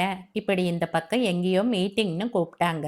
ஓசி கார் சவாரி. அப்படியே ரம்யா நினப்பு வந்துச்சு. அவ அம்மா கிட்ட போய் அட்ரஸ் வாங்கிக்கிட்டு வந்துட்டேன். சட சடவென கூறியபடி வாயிற்படி ஏறினாள். பையன் இப்படி கொடுங்க. அன்பும் பணிவுமாக தோள் பையை கேட்டு வாங்கி கொண்டான் நரேந்திரன். ரம்யா, யார் வந்திருக்காங்க பாரு. உரக்க குரல் கொடுத்தான். வெளியே ஆவலாக ஓடி வந்தவள் மகிழ்ச்சியும் வியப்புமாக ஆர்ப்பரித்தாள். அத்தை, நீங்களா? இந்த வனவாசத்தை தேடி கண்டுபிடிச்சிட்டு வந்துட்டீங்க? சீதா அசோக வனவாசத்துல இருந்தா. நீ இப்ப ராமனோட வனவாசத்துல நடத்துற குடித்தனத்தை பார்த்துட்டு உங்க அம்மா கிட்ட சொல்ல போற. முன்னரை சோஃபாவில் அமர்ந்தபடி வீட்டை ஒரு நோட்டம் விட்டாள் சாரதா. காஃபி சாப்பிடுங்க. வெறும் காப்பியோட போக போறதில்ல. உன் கை சமையலை ருசி பார்த்துட்டு தான் போக போறேன். இன்னைக்கு இன்னொரு மாதர் நிகழ்ச்சி கூட்டம் இருக்கு. அதுல பேசணும்னு பிடிச்சிக்கிட்டாங்க. சாயங்காலம் அவங்களே வந்து அழைச்சு போய் கொண்டு வந்து விடுவாங்க. ஹை, அப்ப இங்க 2 நாள் இருந்துட்டு போங்க அத்தை. ரம்யா கொஞ்சலாக கூறினாள். மீட்டிங் ஏற்பாடு செய்தவங்க போக வர வாகன வசதி செய்திருக்காங்க. நாளைக்கு காலை 10 மணிக்கு திரும்ப வந்து அழைச்சிட்டு போவாங்க. அதனால இந்த வாட்டி ஒரு ராத்திரி மட்டும்தான் உங்க வீட்டு சாப்பாடு. சாரதா குறும்பாக சிரித்தாள். போங்க அத்தை, அம்மா தான் வரல. நீங்களாச்சும் வந்தீங்களேன்னு சந்தோஷப்பட்டேன். சிணுங்களுடன் முகத்தை குலுக்கினாள் ரம்யா. இவளை எப்படி சமாளிக்கிறீங்க? ரொம்ப பொல்லாத பெண்ணாச்சே எங்க ரம்யா, கிண்டலாக கேட்டாள் சாரதா. அத்தை, நீங்க ரொம்ப நாட்டி. அவர்கிட்ட போய் இல்லாததும் பொல்லாததும் சொல்லி தரீங்க. கவலைப்படாத, நான் உன்னை தப்பாவே சொல்ல மாட்டேன். ரம்யா கெட்டிக்காரி, சமையல் நல்லாவே செய்யறா. நரேந்திரன் முடிப்பதற்குள், உடம்ப பார்த்தாலே தெரியுது. அதான் உடம்பை குறைக்க தோட்ட வேலையில இறங்கிட்டீங்களோ? சாரதா கேட்கவும் சிரிப்பு அலை மோதியது. பிற்பகல் சாப்பாட்டிற்கு பிறகு காலனியை சுற்றி பார்த்து வர புறப்பட்டனர் மூவரும். நல்ல வெயில் நேரமாச்சே, நரேந்திரன் கவலைப்பட்டான் முதலில். சமூக வம்பிகளுக்கு வெயில் மழை எதுவும் தெரியாதுப்பா. வெயிலை மறைக்க குடை கண்ணுக்கு வெயிலை மறைக்க குடை, கண்ணுக்கு கருப்பு கண்ணாடி எல்லாம் தயார், புறப்படுங்க என்றாள் சாரதா. அந்த அம்மாள் தன் வயதையும் மறந்து உற்சாகத்துடன் புறப்பட்ட பின்பு அவனால் மறுப்பு தெரிவிக்க இயலவில்லை. மூவரும் தெருவை கடந்து பின்பக்க தெருவின் வழியே நடந்து வந்தனர். பிற்பகல் நேரம், அலுவலகம் இருந்த நாள். ஆள் அரவமின்றி காலனி அமைதியில் மூழ்கி இருந்தது. பரவாயில்ல, ரம்யாவுக்கு பொழுது போக இங்கேயே ஒரு சங்கம் இருக்குதா? Very good. அம்மாவை நினைச்சுக்கிட்டு அழமாட்டா. இந்த சங்கத்துல ஒரு செட் டென்னிஸ் விளையாடலாம், புத்தகம் படிக்கலாம். நல்லது. சாரதா குதூகலித்தாள். அடிக்கடி பொங்கல், தீபாவளின்னு பண்டிகை நாட்களை கூட சிறப்பா கொண்டாடுவோம், எல்லோரும் கலந்து கொள்வாங்க கூறியபடி மேலே நடந்தான் நரேந்திரன். நீங்க ஷிஃப்ட் இன்ஜினியருங்க, உங்களை போல எத்தனை பேர் இப்படி தொழிற்சாலையில ஷிஃப்ட் டியூட்டி செய்யறவங்க? சாரதா கேட்டு முடிக்கும் முன் பட்டென நிறுத்தினாள். எதிர் முனையில் இருந்து கிருஷ்ணப்பா வந்து கொண்டிருந்தார். ஒரே அலுவலக ஊழியர்கள் எதிர்படும் போது ஹலோ என்றோ வணக்கம் என்றோ தெரிவித்துக் கொள்வதுதானே மதிப்பு. நரேந்திரன் புன்னகையுடன் ஹலோ என்றான். கிருஷ்ணப்பா காது கேளாதவரை போல அவர்களை வேகமாக கடந்து சென்றார். நரேந்திரன் முகம் சுருங்கியது. யாருங்க அது? ரம்யா கேட்டாள். அவர்தான் அந்த கிருஷ்ணப்பா. ரம்யா ஒரு வினாடி அச்சத்தால் உடல் சிலிர்த்து போனாள். அவர்களை கடந்து சென்ற கிருஷ்ணப்பாவின் வாட்ட சாட்டமான உருவம் ஏனோ அவள் உள்ளத்தில் ஒருவித நடுக்கத்தை தோற்றுவித்தது. யாரு இவரா? அந்த நாக்குழற முகம் வெளிரி போய் நின்றாள். நரேந்திரனின் கண்கள் மனைவியை எச்சரித்தன. சாரதா அம்மாள் கூட வருகிறாரே. தொண்டையை செருமியபடி, அவர் கொஞ்சம் பேசாத வகையை சேர்ந்தவர், அதனால். அது மட்டுமில்ல, மொழி தகராறு வேற. ஆங்கிலம் சரியாக பேச வராது, தமிழ் குளறுபடி, வேலையில் ரொம்ப கெட்டியாம் சமாளித்தான் அவன். சாரதா எதையும் கவனியாதவளைப் போல எங்கேயோ நினைவாக இருந்தாள். இந்த மனிதனை இதற்கு முன்பு எங்கேயோ பார்த்திருக்கிறோம். எங்கே எங்கே? கருப்பு கண்ணாடியை கழட்டி மீண்டும் துடைத்துவிட்டு மாட்டிக்கொண்டாள். இவர் பேரு என்ன சொன்னீங்க? கிருஷ்ணப்பா. கிருஷ்ணப்பா கிருஷ்ணப்பா 2-3 முறை மனதினுள் சொல்லி பார்த்து கொண்டாள் சாரதா. பிறகு மூச்சை இழுத்து விட்டு கொண்டு மேலே நடந்தாள். ரம்யா முதலாக நேருக்கு நேர் அந்த மனிதரை பார்த்த கிளியில் துவண்டு விட்டிருந்தாள். அந்த பெண்ணின் மருண்ட முகம் நினைப்புக்கு வந்தது. மானை போன்ற அந்த பெண் எங்கே? முரட்டு சிப்பாயை போல இருக்கும் இந்த மனிதன் எங்கே? மனதில் பல்வேறு சிந்தனைகள் குழப்பங்களுடன் வீடு திரும்பினார்கள். சாரதா அம்மாள் மீட்டிங் போவதற்கு முன் ரம்யாவிடம் கூறிவிட்டு சென்றிருந்தாள். நான் இரவு நேரத்தில் எதுவும் சாப்பிடுவதில்லை. ஒரு டம்ளர் மோர் போதும், நீ சாப்பிட்டு விடு, எனக்காக காத்திருக்காதே, நான் வந்து விடுவேன். இருட்டியதும் ரம்யாவிடம் அதுகாரும் குடிகொண்டிருந்த துணிச்சல் மறைந்து போகலாயிற்று. தோட்டத்தின் முட்செடிகளின் மீது சில் வண்டுகளின் ஒலி ரீங்காரமிட துவங்கியது. அமாவாசை இருட்டை மங்கிய தெரு விளக்குகளால் போக்க முடியவில்லை. துடிக்கும் நெஞ்சை கட்டுப்படுத்த முயன்றபடி நின்றிருந்தாள் ரம்யா. முதல் நாள் அவர்கள் கிருஷ்ணப்பாவை பற்றி பேசியது நினைவில் உறுத்தியது. அத்துடன் அவரை நேருக்கு நேர் பார்த்து விட்டது வேறு அவளை காரணமற்றதொரு அச்சத்திற்கு உள்ளாக்கியது. நான் வரேன், கவனமா கதவை தாழ் போட்டுக்க, அரை மனதுடன் கூறியபடி வாயிற்படி இறங்கினான் நரேந்திரன். அது சமயம் வாயில் கேட் கிரீச்சிட்டது. தொடர்ந்து டாக்ஸி புறப்பட்டு போகும் ஒலி கேட்டது. ரம்யா நிம்மதியாக மூச்சு விட துவங்கினாள். நடைபாதை மீது டார்ச் ஒளியை வீசியபடி சாரதா அம்மையார் மெல்ல நடந்து வந்தார். நான் டார்ச் இல்லாம நடக்கிறது இல்ல, சிரித்தபடி அவன் அருகில் வந்தாள் அவள். ஃப்ளாரன்ஸ் நைட்டிங்கேல் அம்மையாரை பத்தி சொல்வாங்க. தி லேடி வித் த லேம்ப்னு. அந்த அம்மா இராணுவ முகாம்ல கையில ஒரு விளக்கை ஏந்திக்கிட்டு சிகிச்சைக்கு போனாங்களாம். அது போலவா? நரேந்திரன் வேடிக்கை செய்தான். அவங்களையும் சொல்லி என்னையும் சொல்றதா? வேண்டாம். தோளை வேடிக்கையாக குலுக்கிவிட்டு உள்பக்கம் வந்தாள். சரி, அத்தை வந்துட்டாங்க, நான் டியூட்டிக்கு கிளம்புறேன், அவங்கள கொஞ்சம் நிம்மதியா தூங்க விடு, தொணன்னு ஊர் கதையெல்லாம் பேசிக்கிட்டு இருக்காத. நரேந்திரன் விடை பெற்றான். இன்னொரு படுக்கை அறையை ஏற்கனவே ரம்யா சுத்தப்படுத்தி இருந்தாள். கட்டில் மீது வெள்ளை விரிப்புகளை விரித்து தலையணை உரைகளை மாட்டி அழகாக தயார் செய்திருந்தாள். ஜன்னல் திரை சீலைகளை மூடி மங்கலான இரவு விளக்கை எரிய விட்டாள்.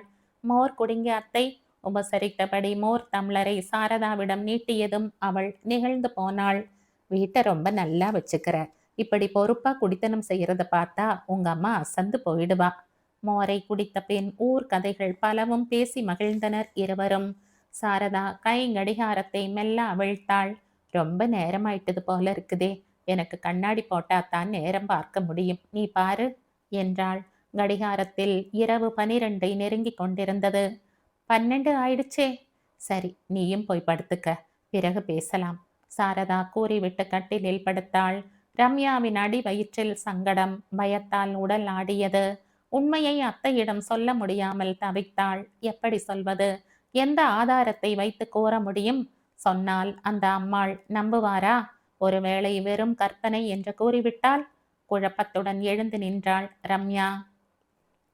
அட, போய் தூங்குன்னா. சாரதா உரிமையுடன் அதட்டவும், இங்கேயே படுத்துக்கிறனே என்று கூற வந்த வார்த்தைகள் சங்கோஜத்துடன் விழுங்கியபடி தன் அறை பக்கம் சென்றாள். படுக்கையில் விழுந்தவள் இருட்டையே வெறித்து பார்த்தபடி கிடந்தாள்.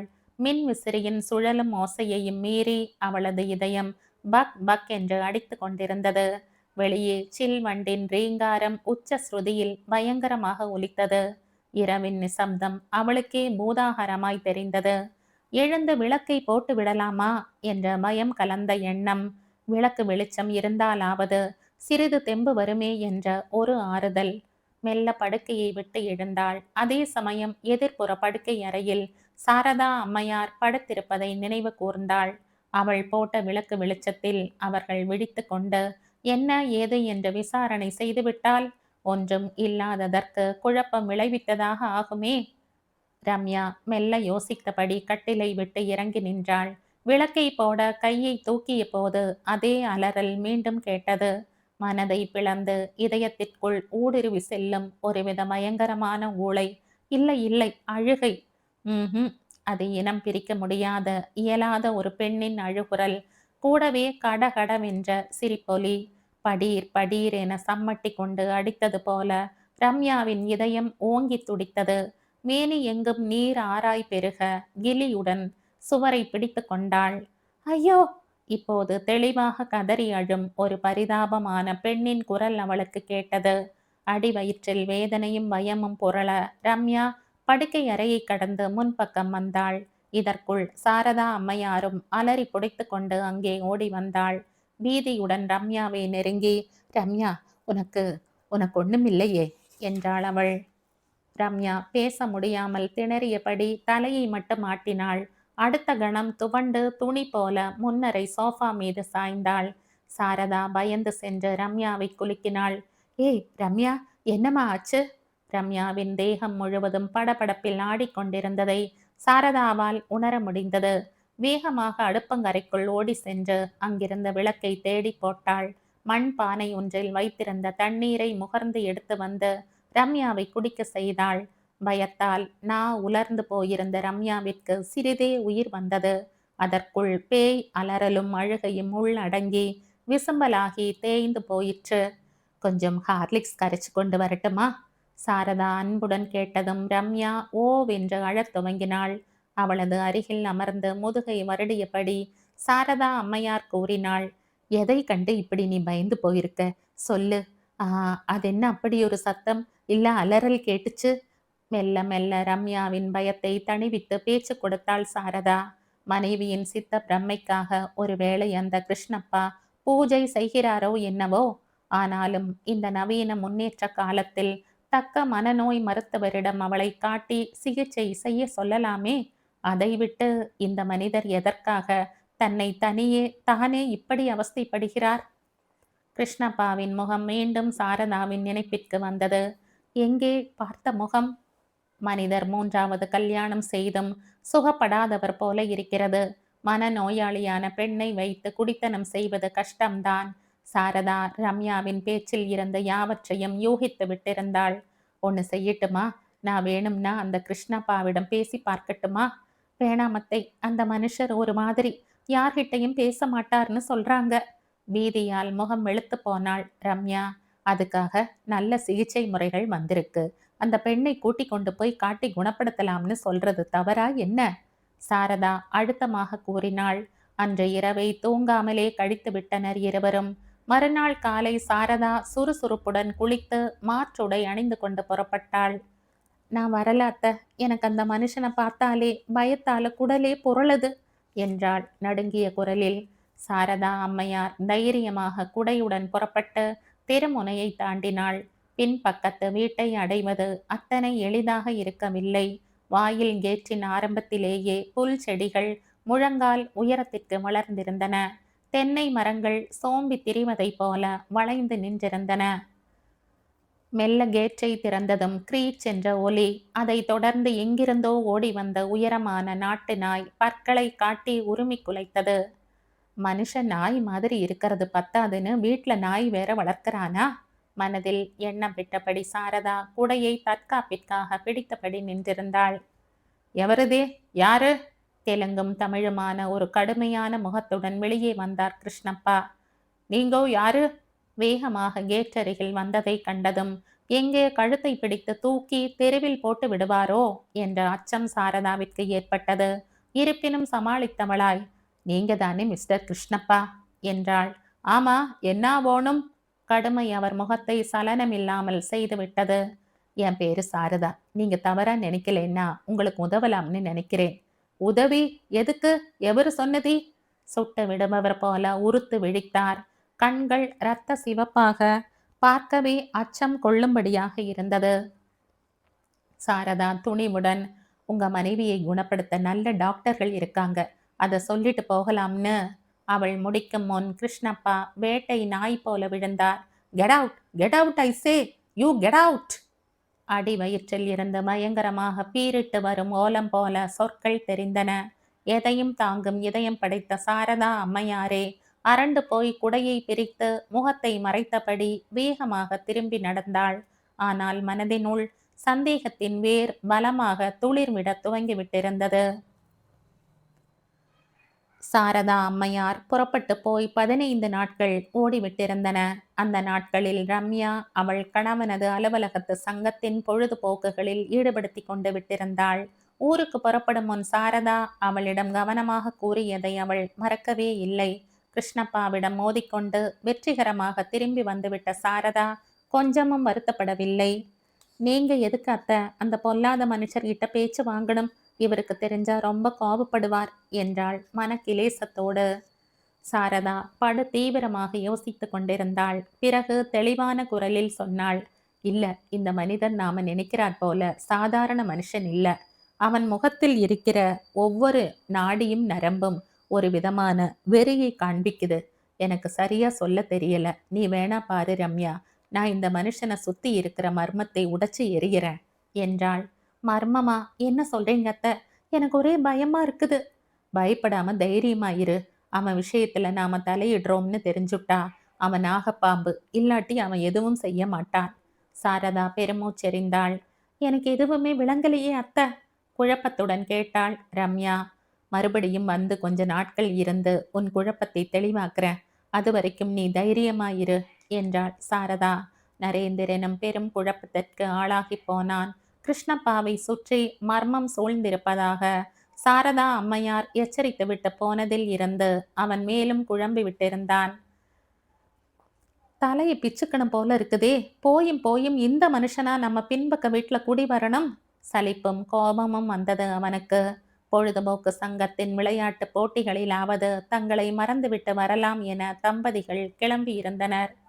காலனிவாசிகள் அனைவரும் கூடியிருந்தனர். வெகு இனிமையாக பேசி பழகி நேரம் போனதே தெரியாமல் செய்து விட்டார்கள். ரம்யா, நீங்க பெயருக்கு ஏத்தபடி அழகாகவே இருக்கீங்க என்றபடி ஒருத்தி அவள் அருகில் வந்தாள். என் பெயர் பத்மா, என் கணவரும் என்ஜினியர் தான். அறிமுகப்படலம் ஆரம்பமாயிற்று. சிறிது நேரத்தில் படிப்பு, ஊர், விளையாட்டுக்கள், பொழுதுபோக்குகள் யாவும் அலசப்பட்டன.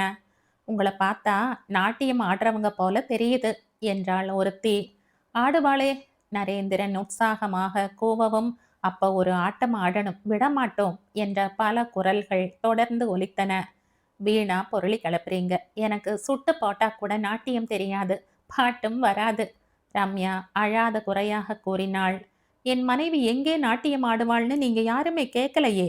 குளியல் அறையில வழுக்கையில் விழாமல் இருக்க ஆடுவாள், அவ்வளவே நரேந்திரன் உரத்து கூறவும் ஓ என்ற சிரிப்பொலி எழுந்தது. ரங்கோலி போட்டியில் யார் முதல் பரிசு பெறுவார்கள் என்ற சர்ச்சையில் ஆரம்பித்து முடிவில் கிருஷ்ணப்பா எந்த பொழுதுபோக்கு அம்சங்களிலும் கலந்து கொள்வதில்லை என்று முடித்தார்கள். அவர் மனைவிக்கு ஏதோ உடல்நிலை சரியில்லைன்னு பத்மா லேசாக இழுத்தாள். சரி, அவராவது வந்து கலந்து கொள்ளலாம் இல்லையா? ரொம்ப கூச்சமுள்ளவராக இருக்கும். இதை விட நாணப்பட்டுக்கிட்டு இருக்கிறவங்க இருக்காங்க. வந்து ஒரு மரியாதைக்காக 10 நிமிஷம் இருந்துட்டு போகலாமே. நீ ஒண்ணு, வீட்டுக்குள்ள ஈ காக்காயை அண்ட விடுறதில்ல. அத்தோட சதா ஊளையிட்டுக்கிட்டு ஒரு நாய் வேற. சில சமயம் அது இடும் பாரு, ஒரு பயங்கர ஓலம்.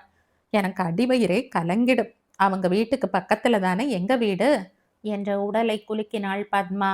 யாரோ அந்த நாயை பத்தி புகார் செய்ய போய் அவரே நாய் மாதிரி விழுந்தாராம். தானே பால் வாங்கிக்கிட்டு வருவார். கடை சாமான் காய்கறி எல்லாம் அவர்தான். அப்ப வீட்டுல அந்த அம்மா என்ன செய்வாங்க?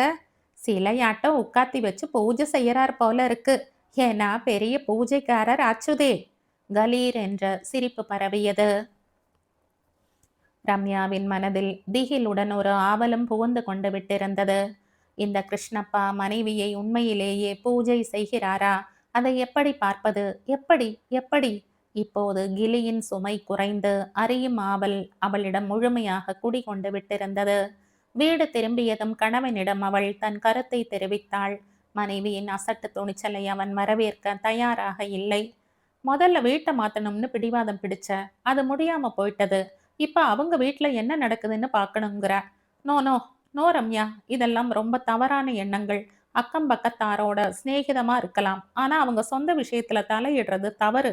சிறிது கண்டிப்புடன் கூறிவிட்டான். மீண்டும் பௌர்ணமி வந்தது. மூச்சு கூட விடாமல் படுக்கை அறையில் தம்பதிகள் உட்கார்ந்திருந்தனர். நள்ளிரவின் ஆரம்பத்தில் ஓவென்ற அலறலும் கூச்சலும் தொடர்ந்து கேட்டன. படீர் என்ற ஓசை. என்ன சத்தம் அது? வாய் உலர குளற கேட்டாள் ரம்யா. ஒண்ணுமில்ல, அந்த காஞ்சு போன தென்னை மட்டைங்க மரத்துல இருந்து விழுந்திருக்கும் என்றான் நரேந்திரன். அவன் குரல் அவனுக்கு வினோதமாக தெரிந்தது. இல்லைங்க, இது ஓலமட்டை விழுற சத்தம் போல வாசல் பக்கமா கேட்கல. கொல்லை பக்கம் நம்ம சமையல் அறையின் பின்னால. குளறியபடி கணவனின் கையை பற்றி கொண்டாள் ரம்யா. அவள் கரங்கள் பயத்தால் வெடவெடத்தன. போய் பார்ப்போம் வா. துணிவை திரட்டி கொண்டு அவன் புறப்பட்டான்.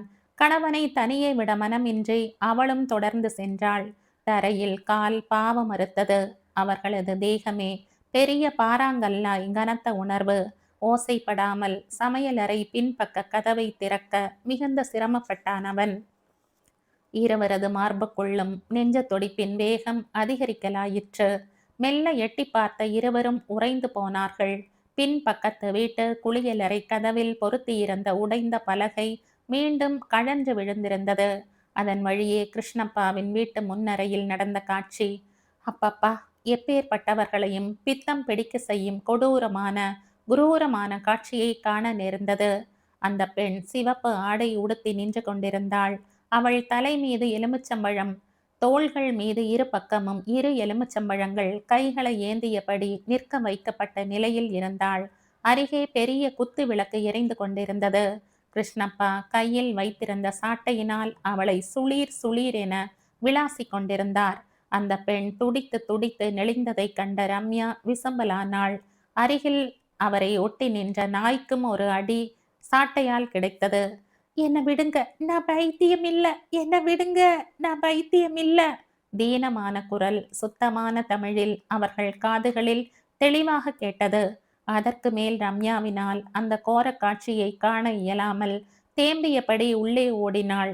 அவசரமாக சமையலறை கதவை மூடிக்கொண்டு நரேந்திரனும் மனைவியுடன் உட்பக்கம் சென்றான். இது என்ன கோரம்? இந்த மனிதன் மனிதனே இல்ல, அவன் மிருகம். ஒரு பெண்ணை பூட்டி வச்சு சித்திரவதை செய்யறானே.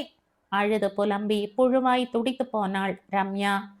எப்படியாச்சும் இதை நிறுத்தணும். உங்க கூட வேலை செய்யறவங்களுக்கு சொல்லி இந்த மனுஷனை தண்டிக்கணும். ஆமாம். பற்களை கடித்தாள் ரம்யா ஆவேசமாக. நரேந்திரன் வெகுவாக ஆடிப்போயிருந்தான். வெகு நேரம் பேச்சின்றி மேற்பக்க கூரையையே பார்த்து கொண்டிருந்தான். ஒரு பெண்ணை சித்திரவதை செய்வதன் மூலம் அந்த மனிதனுக்கு என்ன வக்கரமான திருப்தி ஏற்பட்டிருக்க கூடும்? அலுவலகத்தில் சொல்லி பெரிய பரபரப்பை ஏற்படுத்தி விட முடியும். ஆனால் அந்த பெண்ணிற்கு விடுதலை எப்படி? பலவாறு சிந்தித்தபடி வேதனையுடன் அமர்ந்திருந்தான். பேசாம திக் பிரம்மை பிடிச்சவங்களாட்டம் உட்கார்ந்திருந்தா எப்படி? ஏதேனும் வழி செய்யணும் இல்ல? இந்த மனுஷன் அடிச்சே அவளை கொன்னு அங்கேயே குழி தோண்டி புதைச்சிடுவான். ரம்யா கலங்கினாள். அவசரப்பட்டு காரியத்தை கெடுத்துடாத. சாரதா அத்தைக்கு விபரமா எழுதி போடு. அத்தோட அந்த பெண் தமிழ் பொண்ணுன்னு விளங்கிடுச்சு இல்லையா? அவகிட்ட மெதுவா பேச்சு கொடுத்து பாரு. ரம்யா கணவனை உறுத்து பார்த்தாள். உங்களுக்கு உடம்பு நல்லா தானே இருக்கு? ஏன் எப்படிங்க அந்த பொண்ணுகிட்ட பேச முடியும்? அவ தான் யாரை கண்டாலும் மிரளுகிற ஆளாச்சே. ஒரு வழி இருக்கு. நரேந்திரன் யோசனையுடன் எழுந்தான். இப்ப குளியலறை பலகைக்கு பதிலா ஒரு பழுப்பு நிற அட்டையை தொங்க விட்டுடுறேன். சட்டுன்னு பார்த்தா விவரம் தெரியாது. நீ ஒரு மொட்டை கடுதாசியை எழுதி போட்டு பாரு. பதில் கிடைச்சா நம்ம அதிர்ஷ்டம். ரம்யாவிற்கு கணவனது உத்திகளில் நம்பிக்கை இல்லை. எனினும் முயற்சி திருவினையாக்கும் என்று சொல்கிறார்களே. மறுநாள் அதிகாலையில் ஒரு பழுப்பு நிற அட்டையை தேடி பிடித்து கதவின் மேல் கயிற்றால் மூடி கட்டிவிட்டிருந்தான் நரேந்திரன். தேவைப்படும்போது திறந்து கொள்ளலாம் என்ற கருத்தில் செய்யப்பட்ட திட்டம் அது. பிற்பகல் துணிவை எல்லாம் ஒன்று திரட்டி கொண்டு ரம்யா ஒரு கடிதம் எழுதினாள். துண்டு கடிதத்தில் 2 வரிகள். நீ ஏன் துன்பப்படுகிறாய்? மெல்ல அட்டையை நீக்கி உள்பக்கம் கிருஷ்ணப்பா வீட்டை துழாவினாள். கூடத்து தரையில் தலைவிரி கோலமாக அந்த அழகு மயில் படுத்துறங்கிக் கொண்டிருந்தது. அருகில் இருந்த சிறு கல் ஒன்றை பொறுக்கி கடிதத்துடன் கட்டினாள். குறி பார்த்து உள்ளே வீசி எறிந்துவிட்ட தலை மறைவானாள். மீண்டும் திக் திக் என்ற இதயம் வேகமாக அடித்து கொண்டது. ஒரு சமயம் அந்த பெண் நிஜமாகவே மன நோயாளியாக இருந்துவிட்டால், இந்த கடிதம் தப்பி தவறி கிருஷ்ணப்பா பார்க்கும்படி நேர்ந்து விட்டால், திகிலில் நான் வரள தள்ளாடியபடி மெல்ல கதவின் வழியே எட்டி பார்த்தாள். கடிதத்தை அந்த பெண் படித்ததை பார்த்த அவளுக்கு சிறிது தைரியம் ஏற்பட்டது. சுற்றமுற்றம் பார்த்தவளை மெல்ல ஸ் ஸ் என்று கூப்பிட்டாள் ரம்யா. அந்த பெண் நடக்க முடியாமல் வெகு சிரமத்துடன் தள்ளாடியபடி எழுந்து வந்தாள். ஐயோ, என்ன கோரம்! முகத்திலும் உடலிலும் கை கால் என்று பல இடங்களிலும் ரத்தம் கட்டியிருந்தது. சில இடங்களில் சதை பீய்ந்து ரத்தம் கொட்டி கொண்டிருந்தது. கண்களில் நீர் பெருக, நீ நீ யாரு? ஓடி போயிடு, அந்த ராட்சசன் பார்த்தா கொன்னுடுவான் என்றாள் அவள். ரம்யாவிற்கு அசாதாரண துணிவு பிறந்தது. சுருக்கமாக விளக்கிவிட்டு அவளை காப்பாற்றி அழைத்து செல்ல ஏற்பாடு செய்வதாக கூறிவிட்டு மீண்டும் அட்டையை தொங்கவிட்டாள். மனம் பரபரத்தது. சாரதா அத்தையை வரவழைத்தாக வேண்டும். இல்லையேல் இன்னொரு அமாவாசை பூஜைக்குள் அந்த பெண் பரலோகத்திற்கு போவது உறுதி. கணவன் அலுவலகத்தில் இருந்து வந்ததும் ரம்யா ஓடி சென்று விஷயங்களை கூறினாள். முதல்ல சாரதா அத்தையை வரவழைக்கணும். அதுக்குள்ளார இந்த கொடூரனோட சரித்திரத்தையும் நாம புரிஞ்சு கொள்ளணும் என்றாள் திடமான குரலில். அலுவலக நேரத்தில் ரம்யா பொறுமையுடன் முயன்று அந்த பெண்ணுடன் பேச்சு கொடுத்து பார்த்தாள். அவளது ஊர், பெயர், வாழ்க்கை, குடும்ப விவரங்கள் யாவும் மெல்ல மெல்ல மெல்ல அவள் கிசுகிசுத்த சம்பாஷணை மூலம் தெரிந்து கொள்ள துவங்கி விட்டிருந்தாள். சீதை என்ற அந்த அமலை பெண் மிக்க ஏழ்மையான குடும்பத்தில் ஒரு கிராமத்தில் வளர்ந்தவள். படிப்பறிவும் அதிகம் இல்லை. கல்யாண சந்தையில் பேரம் பேசக்கூடிய சக்தி இல்லாமல் தடுமாறி கொண்டிருந்த சமயம் கிருஷ்ணப்பா என்ற ஒரு தரகர் மூலம் அவளை மூன்றாம் தாரமாக மணந்தார். கிழவரானால் என்ன, உடுக்க துணியும் நிற்க நிழலும் இருந்தால் போதும் என்ற திருப்தியில்தான் அவள் அவருடன் புறப்பட்டு விட்டிருந்தாள்.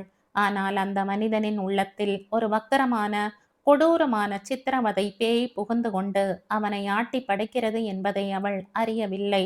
மனைவியாக வாழ அவள் முன் வந்தாலும் அவளை அந்த மனிதன் அடித்து துன்புறுத்தினான். சோறு போடும் முன்பும் இதே சித்திரவதை. அவளுக்கு தரப்படும் ஒவ்வொரு பொருளுக்கும் சித்திரவதை அனுபவித்த பின்பே தரப்பட்டது.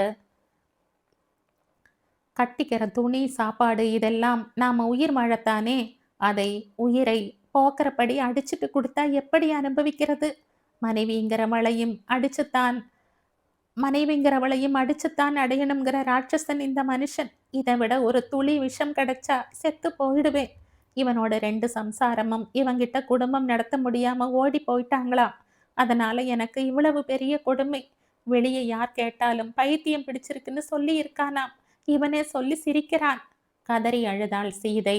பயப்படாத, உன்னை இந்த நரகத்திலிருந்து விடுவிக்க வழி செய்கிறோம். கவலைப்படாத, உறுதி கூறினாள் அவள். நாட்கள் நகர்ந்தன. சென்னையில் இருந்து சாரதா அம்மையார் வந்ததும் தான் நரேந்திரனுக்கும் ரம்யாவுக்கும் உயிர் வந்தது. அத்தை, நீங்க ரொம்ப சரியா சொல்லிட்டீங்க. அந்த மனுஷன் உண்மையிலேயே மர்மமான ஆசாமிதான் என்றாள் ரம்யா. சாரதா பலத்த யோசனையுடன் இருந்தாள். போலீஸ் அதிகாரி ரங்கன் கூறிய விபரம் அவளது உள்ளத்தில் ஒருவித பயங்கரத்தை கொடுத்தது. யார் சொன்னாலும் செய்தாலும் இனி அந்த பெண்ணின் வாழ்க்கை மலர்ச்சி பெறுமா? சமூகத்திலே அபலைகளான பெண்கள் இதுபோல பணத்திற்காக தங்களை விற்றுக்கொள்கிற கொடுமை என்றுதான் நிற்குமோ? திருமணம் சிலருக்கு காதலின் பூந்தோட்டம், ஆனால் சிலருக்கு அதுவே போர்க்களம். அந்த போர்க்களத்தில் உயிருடன் மீட்கப்பட்டு மறுவாழ்வு பெற வேண்டிய பெண் அந்த சீதை.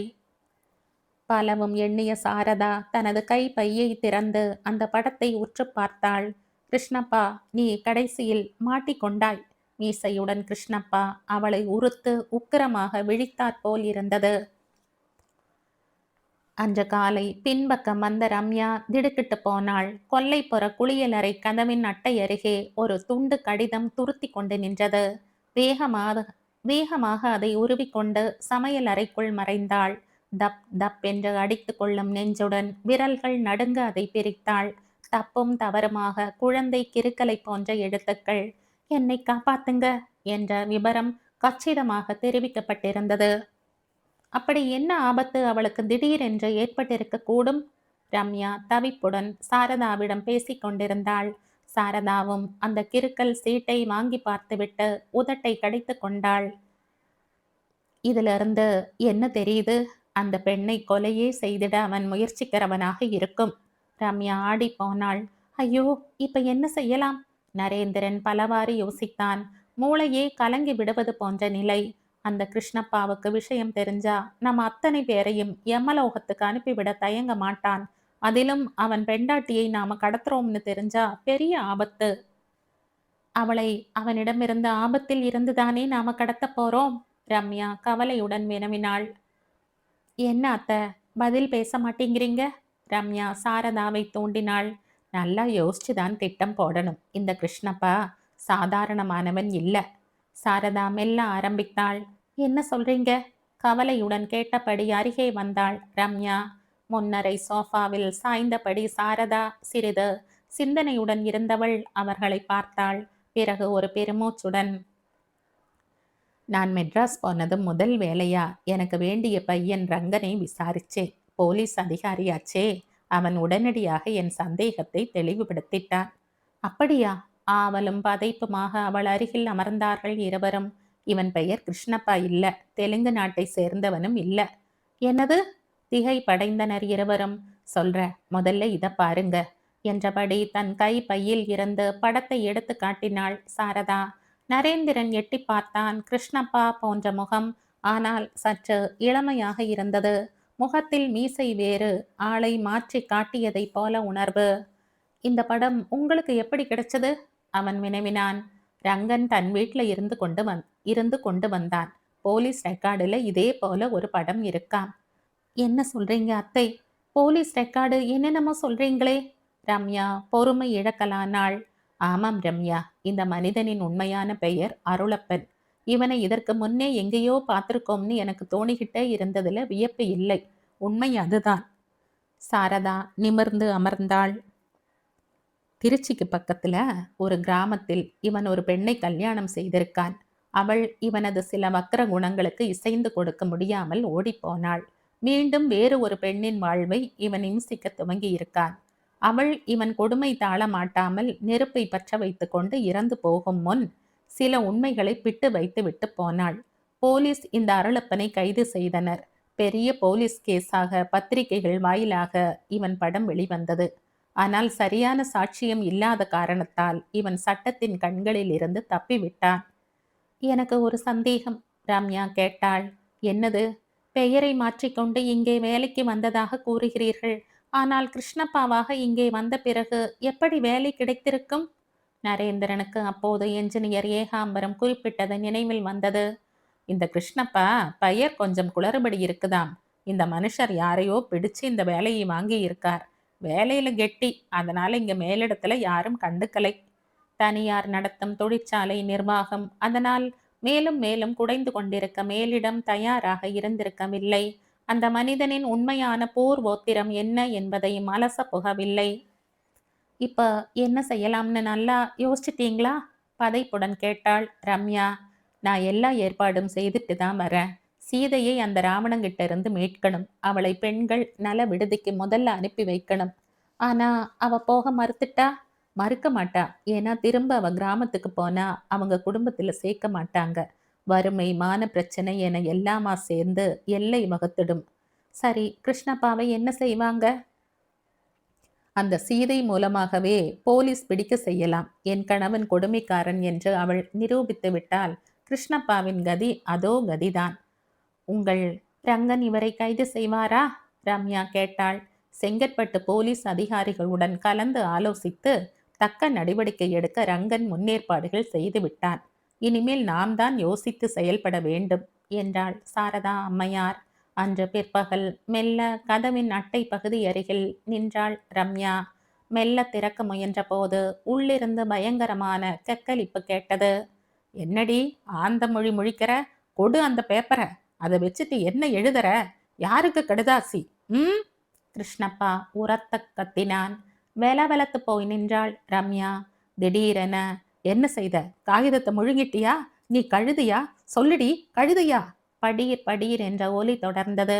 ஐயோ, என்னை அடிச்சு கொல்லாதீங்க, ஒரே அடியா கொன்னு போட்டுடுங்க, இப்படி சாக என்னால முடியாது அலறினாள் சீதை. பேய் போல சிரித்தான் கிருஷ்ணப்பா. உன்னை ஒரேடியா முடிக்கிற, கடைசியில எல்லா பொம்பளைகளும் ஒரே ஜாதியை நிரூபிச்சுட்ட. இருடி, உன்னை எப்படி ஒருத்தருக்கும் தெரியாம தீத்து கட்டணுமோ அப்படி கட்டுற. ஆனா இங்கிருந்து நீ எங்கேயும் தப்பி ஓட முடியாது, கவனம் வச்சுக்க. ஒரு சில வினாடிகளில் வாயிற்கதவு பயங்கர ஒலியுடன் தாழிடப்பட்ட சப்தம் கேட்டது. பதைப்புடன் வெளிப்பக்கம் நின்றிருந்தாள் ரம்யா. பின்னால் வந்து நின்ற சாரதா அம்மையார் அவள் மீது கை வைத்ததும் தூக்கி வாரி போட எழுந்து நின்றாள். அடிக்குரலில் வினவிய சாரதாவிற்கு விஷயம் விரைவில் விளங்கிவிட்டிருந்தது. மெல்ல கதவின் அட்டை பகுதியை திறந்தாள் ரம்யா. வேடனால் துரத்தப்பட்ட மானை போல பதைப்புடன் ஓடி வந்த சீதை அந்த இடைவெளி வழியே அரற்றினாள் அச்சத்துடன். என்னை எப்படியாச்சும் காப்பாத்துங்க, நான் உயிர் வாழ ஆசைப்படுறேன், உங்களுக்கு புண்ணியமாகும், நான் உயிரோடு நல்லா வாழணும். கண்களில் இருந்து நீர் பெருக்கெடுத்து ஓடியது. எப்படி வெளியேறுவாய்? ரம்யா பீதியுடனும் கவலையுடனும் கிசுகிசுத்தாள். ஏனெனில் கதவின் உடைந்த பகுதி வழியாக வெளியேறுவது இயலாத காரியம். சாரதா அம்மையார் சட்டென சமையல் அறைக்குள் சென்றாள். தேங்காய் வெட்ட, தோட்டம் கொத்த என்று உபயோகிக்கும் அரிவாள் இருந்தது. அதை எடுத்து வந்தாள். கதவின் பலகை விழுந்த இடத்தருகில் இருந்த மரச்சட்டத்தை தன் பலம் கொண்ட மட்டும் வெட்டத் துவங்கினாள். நரேந்திரன் அலுவலகம் சென்று விட்டதால் வேறு உதவி கேட்க இயலாத நிலை. மிகுந்த பிரயாசைப்பட்டு இருவரும் ஒரு சட்டத்தை உடைத்து எடுத்தனர். இப்படியே வந்துவிடு, சாரதா அவளை வர சொன்னாள். அடுத்த அரை மணிக்குள் அந்த மூவரின் உள்ளத்திலும் அச்சம், கவலை, ஆபத்தின் எதிர்பார்ப்பு என்ற பல்வேறு உணர்ச்சி கொந்தளிப்பில் தவியாய் தவித்தனர். சீதையின் மெலிந்த உடலை கதவின் உடைந்த பகுதி வழியே மறுபக்கம் வர உதவியதில் மூச்சு திணறியது. ஒரு சிறு ஓநாய் குகையின் வழியே தப்பி ஓட முயன்ற மானை போல சுருண்டு நா உலர தளர்ந்து சோர்ந்து போனாள் சீதை. வெளியே வந்ததும் அவசரமாக கதவை பழையபடி இருப்பதை போல மூடி வைத்தனர். வீட்டினுள் அவளை அழைத்து வந்ததும் மேற்கொண்டு அவளை எப்படி அந்த காலனியை விட்டு வெளியேற்றுவது? சோர்ந்து கிடந்த சீதை கிலி பிடித்து போயிருந்தாள். முதல்ல ஏதாச்சும் ஆகாரம் சாப்பிடு. ரம்யா, உன்னோட துணிமணியை இவளுக்கு உடுத்தி கொள்ளக்கூடு. கதவு மூடிக்கிட்டு பத்திரமா இருங்க, இப்ப வரேன். சாரதா தன் வயதையும் மறந்தவளாய் வேகமாக வெளியே இறங்கினாள். காலனிக்கு வெளியே செல்லும் பிரதான சாலையில் டாக்ஸிகள் நிற்பதை அவள் தெரிந்து வைத்திருந்தாள். மிகுந்த அவசரத்துடன் அவள் அதில் ஏறி பக்கத்து போலீஸ் ஸ்டேஷனுக்கு போப்பா என்றபடி அமர்ந்தாள். போலீஸ் இன்ஸ்பெக்டர் அந்த வயதான மாதை விசித்திரமாக பார்த்தார். பார்த்தா பெரிய மனுஷங்க மாதிரி தெரியுது. சந்தேகமாக அமர சொல்லிவிட்டு என்ன விஷயம் என்றார். மெட்ராஸ்ல எனக்கு தெரிஞ்சவர் என்று துவங்கிய சாரதா ரங்கனை பற்றி கூறியதும் சட்டென அவர் நிமிர்ந்து உட்கார்ந்து கொண்டார். 2 நாட்களுக்கு முன் தொலைபேசியில் குற்றப்பிரிவில் அதிகாரியாக பணியாற்றும் ரங்கன் அவரிடம் தொடர்பு கொண்டதை அவர் அறிவார். சட்டத்தின் பிடியில் இருந்து நழுவி சென்ற பழைய கைதியை பற்றிய விவரங்களை ரங்கன் கூறிவிட்டிருந்தான். நீங்க திருமதி சாரதா என்ன உதவி வேணும்னு சொல்லுங்க, நாங்க தயாரா இருக்கோம் என்றார் இன்ஸ்பெக்டர். விஷயத்தை சுருக்கமாக கூறிய சாரதா, அந்த பெண்ணை எங்க வீட்ல கொண்டு வந்து வச்சிருக்கோம். அதனால எங்களுக்கும் ஆபத்து ஏற்படலாம். எங்களுக்கு பாதுகாப்பு தேவை. மேலும் அந்த ஆளை கைது செய்து நடவடிக்கை எடுக்க வேணும். நேரத்தை வீணாக்கிடாதீங்க என்றாள் பதட்டத்துடன். அடுத்த சில வினாடிகளில் சாதாரண உடையில் 4 காவல்துறையாளர்கள் சாரதாவுடன் பயணப்பட்டார்கள். வீட்டு வாயிலில் இறங்கும் போதே சற்று தொலைவில் கிருஷ்ணப்பா கடும் கோபத்துடன் சீறிக்கொண்டு வருவது தெரிந்தது. சாரதாவை கண்டதும் புலி போல வெகுண்டார் அவர். ஏ கிழவி, இதெல்லாம் உன் வேலையா? எங்க என் பெண்ஜாதி? அவளை எங்க கடத்திட்டு போன? உருமினார். சாரதா சிறிதும் அச்சமின்றி அவரை ஏறிட்டு பார்த்தாள். பூட்டி வச்ச வீட்டுக்குள்ள இருந்தா உங்க மனைவி ஓடிட்டா. பாவமே. ஏ கிழம், வாய மூடுறையா இல்ல? ஏன், நீ என்ன குமரனா அருளப்பா?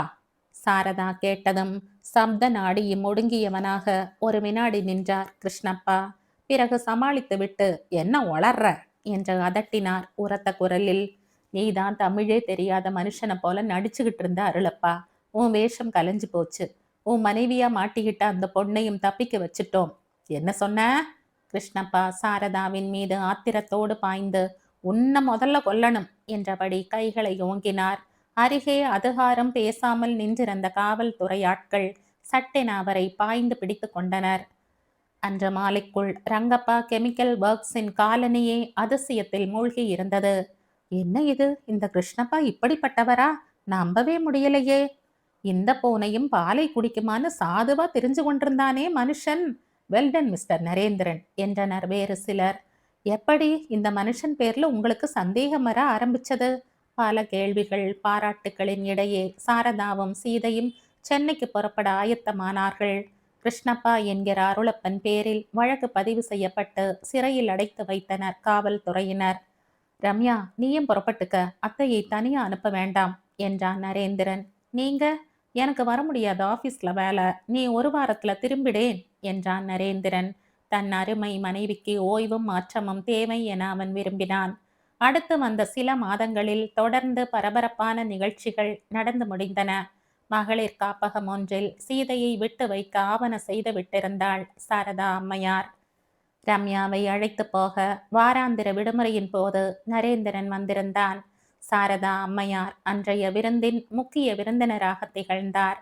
அத்தை, உங்க உதவியால தான் எங்களுக்கு அந்த கிருஷ்ணப்பாவை பிடிக்க முடிஞ்சது என்றாள் ரம்யா. எவ்வளவு பெரிய மாதகன் இந்த மனுஷ மிருகம்! சாட்டையால அடிச்ச அந்த கோர காட்சியை இப்ப நினைச்சாலும் என் முதுகு தண்டுல சில்லுன்னு பயம் இறங்குது அத்த. ரம்யா உடலை குலுக்கி கொண்டாள். பாவம் செய்கிறவன் அதில் இன்பத்தை காண்கிறான். அதுவே பழக்கமாயிட்டா அவனை அழிச்சிடுது. அவ்வளவுதான். இனி கிருஷ்ணப்பா அப்பப்பா தான் அவனை உருட்டி புரட்டித்தான் வெளி உலகிற்கு அனுப்புவார்கள். அப்ப சீதையுடைய கதி? நரேந்திரன் கவலையாக கேட்டான். சீதை இளம்பெண், சித்திரவதைகளை அனுபவித்து துயரில் வெந்து மடிந்தவள். அவளுக்கு நிச்சயம் மறுவாழ்வு கிடைக்க வேண்டும் என்றாள் சாரதா மன நெகிழ்ச்சியுடன். அவளை பூ போல வைத்து கொண்டு ஆதரிக்கும் கணவன் கிடைக்க வேண்டுமே? நரேந்திரன் சந்தேகத்துடன் வினவினான். ஏன் கிடைக்காது? உலகில் எல்லா ஆண்களுமே அயோக்கியர்கள் அல்ல. எத்தனையோ நல்ல ஆண்மகன்கள் இருக்கிறார்கள். அவர்களில் எவரேனும் முன் வந்து அவளுக்கு மறுவாழ்வு கொடுக்கலாம். உண்மையான அன்பு கணவனுக்கு நல்ல மனைவியாக இருப்பாள் சீதை. உணர்ச்சி வசப்பட்டு கூறினாள் சாரதா. ஆமாம் அத்தை, நானும் சீதையை ஏற்றுக்கொள்ளக்கூடியவங்க இருக்காங்களான்னு பார்க்கிறேன். நீங்களும் முயற்சி செய்யுங்க என்றான் நரேந்திரன். ஒரு பெண்ணுக்கு என்ன வேண்டும்? நல்ல படிப்பு, குணம் மட்டும் போதாது. அவளை மதித்து அன்பும் பண்புமாக நடந்து கொள்ளக்கூடிய கணவன் வேண்டும் இல்லையா அத்தை? கேட்டபடி ரம்யா கணவனை பார்த்தாள். உன் கணவன் நல்ல பிள்ளைதான். சீதைக்கும் அப்படி ஒரு ஏமாளியை பிடிப்போம் என்றாள் சாரதா. சிரிப்பு அலை மோதியது.